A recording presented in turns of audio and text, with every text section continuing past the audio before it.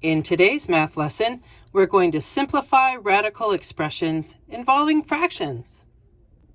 To do this, we're going to use 4 simple steps.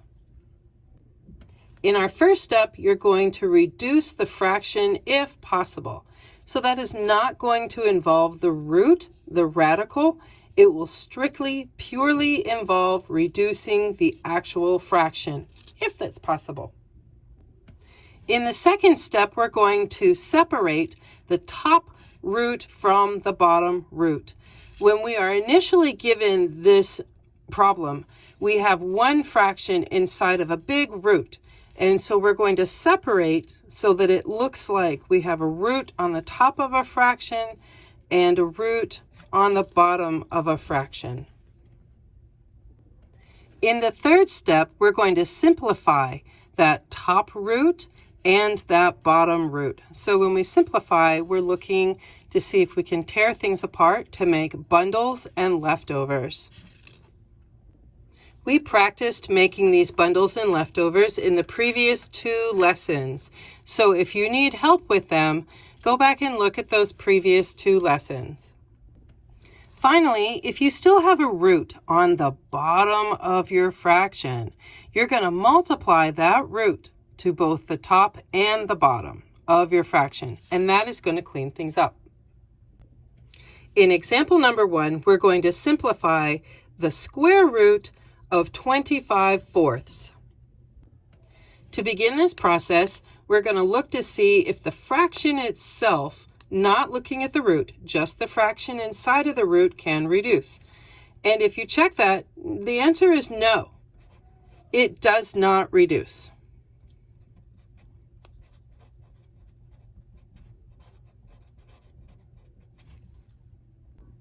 In step 2, we are now going to go back to our original fraction with the square root of 25/4, and we're going to separate the top from the bottom.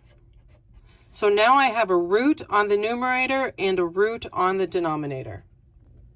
Step 3 tells us that we need to simplify the top root and the bottom root. So let's look at that. 25. The square root of 25 comes from 5 times 5. And we remember that it takes 2 of the same number in order to make a bundle. On the denominator, 4, the square root of 4 comes from 2 times 2. And again, it takes 2 of the same number to make a bundle. So that gives us a bundle of 5s on the numerator and a bundle of 2s on the denominator. So our fourth and final step is to look and see, do we still have a root on the denominator of your fraction? So if I do not have a root, then we are done and this problem is solved. Simplified. There you go. In example number 2, we're going to simplify the square root of 4/9. Step 1 tells us that we need to look at the fraction itself and see if it reduces.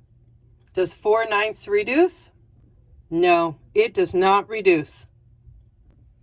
Step 2 tells us to go back to the original root where I have the square root of 4/9 and to separate the numerator from the denominator.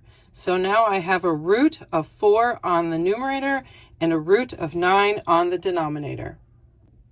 Step 3 tells us that we need to simplify each of our roots.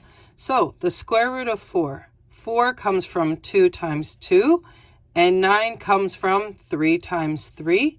We know that we need 2 of the same number to make a bundle, and we have that on both the numerator and the denominator. So I now have a 2 on the numerator and a 3 on the denominator. Step 4. Step 4 says if we still have a root in the denominator, then we would need to take care of it. But we don't. We just have a nice clean fraction of 2/3. So this is nice and simplified. There you go. In example number 3, we're going to simplify the square root of 20/18. Step 1 asks us to check and see if the fraction itself is reducible.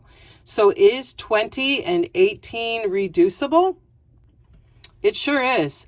So we're going to reduce this to 10 ninths because these are both divisible by 2. So 20 and 18 becomes 10 over 9. In step 2, we're going back to looking at the root itself, but we're going to use the reduced version of it. So we're looking at the square root of 10 ninths, and we said we're going to separate the numerator from the denominator. So now the numerator and the denominator have their own roots. In step 3, we're going to see if we can simplify each of these individual roots. So 10 comes from 2 times 5, and 9 comes from 3 times 3. I need 2 of the same number in order to make a bundle. In the denominator, I clearly have a bundle. Yep, a bundle of 3s. But in the numerator, I don't have any bundles, just leftovers. Since I only have leftovers in the numerator, then we're going to put them back together. They came from the square root of 10. So we're going to put them back together to be the square root of 10 over our bundle of 3s that are in the denominator. So step 4 is asking us to look and see if we have a root in the denominator. The answer is no, we don't. So sure, yeah, we have a square root in the numerator, but that's okay. The math gods do not mind there being a root in the numerator of a fraction. They have a big problem with a root in the denominator, though. So since this one only has a root in the numerator, it is simplified, and there you go. Here in example 4, we are going to simplify the square root of 35/12. First things first, let's check to see if our fraction inside of the root can reduce. Does 35 over 12 reduce? Do they have anything in common? Nope, 35 and 12, they do not reduce.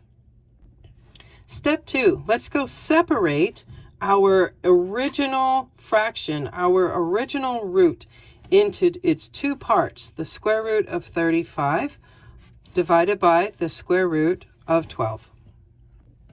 In step 3, we need to tear these apart to see if we can make any bundles. So 35 comes from 5 times 7, and 12. Well, 12 came from 2 times 6, and 6 comes from 2 times 3. All right, so in the numerator, all I have is leftovers. I don't have any bundles at all. Okay. In my denominator, however, I do have a bundle of 2s, but I also have a leftover 3. So let's see what that's going to look like.